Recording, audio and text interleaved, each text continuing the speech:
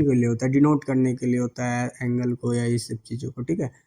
Prove that 3 cos alpha minus 4 cube, मैं ही क्या लिखा हूँ मुझे ही नहीं पता चल रहा है, देखो मैं क्वेश्चन ही देख लेता हूँ थोड़ा।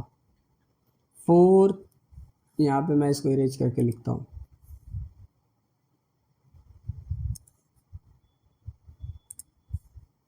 4 क्यूब है, अब समझ में आ गया।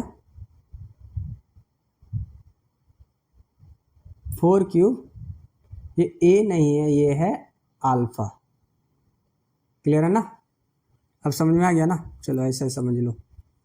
और फिर अब हमें साइन गिवन है तो पहले हमें कॉस निकालना पड़ेगा, इससे हम लोग कॉस निकाल लेते हैं। देन ये क्या हो जाएगा, p by H, that mean we have to find b,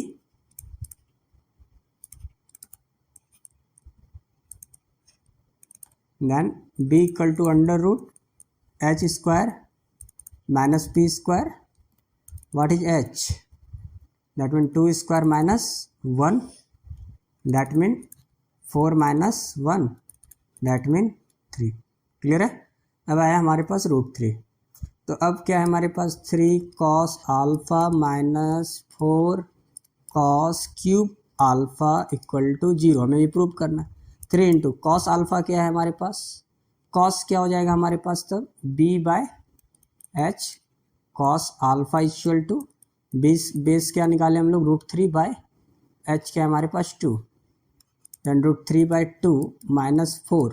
अब देखो ये आपको पूरा कैलकुलेट करना है, इसका क्या मतलब होता है, कॉस क्यूब अल्फा का मतलब होता है कॉस अल्फा क्यूब, क्लियर है।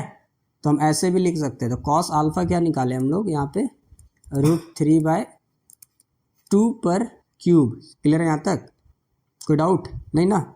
देन 3√3 बाय 2 माइनस 4 इंटू, अब इसको सॉल्व कर लो, √3 into √3 into √3 by 2 into 2 into 2, then this left यहाँ 2, ये 2 इस 2 से कैंसिल हो गया, ठीक है। तो हमारा लास्ट में डिनोमिनेटर क्या बचा, यहाँ भी 2 यहाँ भी 2, तो यहाँ पे सिंपली हम क्या लिखेंगे 2, और न्यूमरेटर में क्या बचा 3√3 माइनस, अब क्या है, अब देखो √3